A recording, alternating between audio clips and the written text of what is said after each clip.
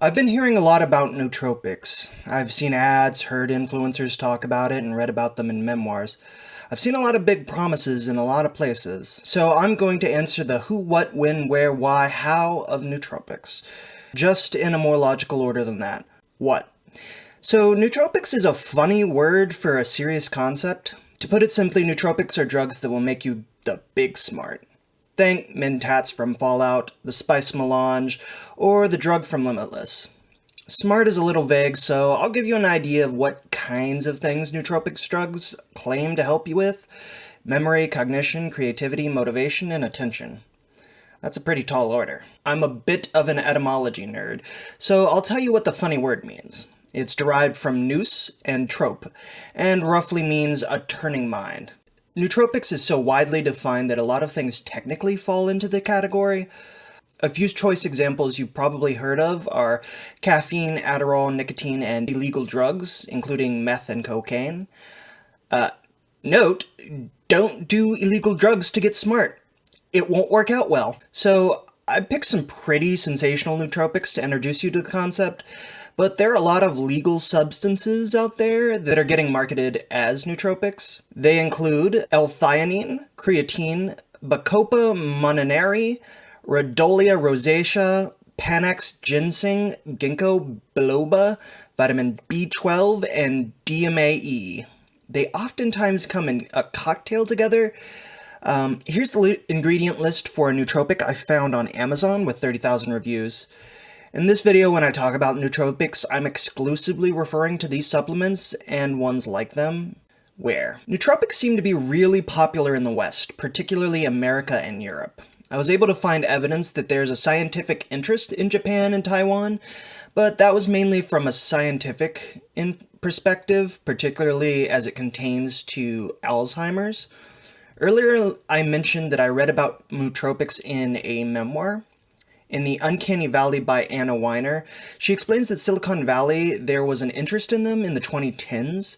This also probably means that nootropics are of particular interest in any field that is extremely demanding mentally or demanding in terms of workload. While this video is mainly concerned with the supplement form of nootropics, I think it's also reasonable to guess that anyone who is using the better-known nootropics like caffeine, coke, and nicotine probably have an interest in the supplement. When? While trying to build a history, I had trouble finding scientific sources on the history of nootropics, especially as it relates to the surge of supplements being sold by companies relying on the supplement exception, which I'll go over later in the video. The scholarly papers I could find that look at the history of nootropics usually are talking about them with regards to Alzheimer's, and they vary widely. But for fun, let's look at what jank sources have to say first. The jank sources are very interesting. A lot of what I found either came from websites that were going to sell me the nootropics they were talking about, either industry news sites or ads put in some reputable news sites. An interesting phenomena was that some of them seem to engage in scientific spiritualism. Sometimes they start the tale with nootropics either in the ancient Far East or with coffee, usually building off of these known nootropics and how they're regarded in history. For instance, coffee was called the devil's drink until the Pope drank it and declared it a gift from God. Or how drinking tea in China was an almost spiritual endeavor because of its calming effect. Of course, they would bring up coca leaves and Coca-Cola. Never mind, Coca-Cola started out as a snake oil cure before becoming a soft drink. So, yeah. Some sites would skip over the early history entirely, insisting on jumping into the work of Dr. Corneliu. It's on screen. He discovered pictoram, again on screen, in a Belgian lab which had all of the nootropic properties the world had been waiting for. One of the sites I found went very in-depth into the, quote, science, and I say it that way because I'm not a scientist. All of their claims could have been nonsense and I wouldn't really have known. And I think that's an important thing to point out because most people looking into this could easily just choose to trust the air of scientific realism they give off. Anyway, after building up the profit of a doctor, most sites would then transition into the sell. They would talk about new, quote, science, and how there is a new drug that's nearly a miracle. Of course, it's only being sold as a supplement, though, so I didn't bother checking into those claims because my bullshitometer was off the charts. I didn't find a whole lot of sources going over the history of nootropics, likely because scientists aren't usually historians, but the scholarly resources I found that did discuss the history of nootropics did so from the perspective of helping Alzheimer's patients. It was a review of various studies performed in the 80s when there was a large push to find ways to help Alzheimer's patients, which led to various studies being done on a wide range of drugs. In 1999, the Japanese Ministry of Health concluded that there was no significant effect to be able to be prescribed to Alzheimer's patients. Of course, the history regarding coffee and coca are all true. And lastly, what I could independently confirm about is that he was a medical doctor who did discover, and he did name nootropics, though few scholarly sources went in depth to his contributions in the way that Jenks sources did. From what I could find, does have some of the claimed effects, but none of the sources went into depth on just how effective the drug is, so make of that what you will. How? In terms of how nootropics are sold in the US, in the United States I could not find any nootropics that were approved by the FDA. This is largely because approval is a really big hassle. It's a multi-year, multi-million-dollar endeavor that results usually in the need for the drug to be prescribed by a physician. So many nootropics companies rely on the supplement exception. This means that the company only has to inform the FDA what the supplement is and why they think it will help something. So long as the supplement doesn't contain any known adulterants, for our purposes, just read that as toxins, they're good to sell. Because most nootropics companies rely on this exception, they can't make any claims to diseases they can cure, nor can they make concrete claims about what changes your body will see.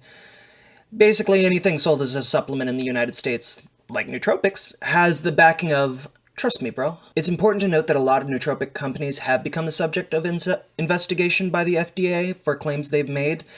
Despite being sold as a supplement, many companies want to claim that taking their drugs will help your ADHD, Alzheimer's. While this doesn't mean their claims are untrue, it does mean they aren't backed by science. Good enough to get them approved by the FDA. Earlier we discussed Pictoram and how it had some scientific backing, but in the United States it can only be sold as a supplement.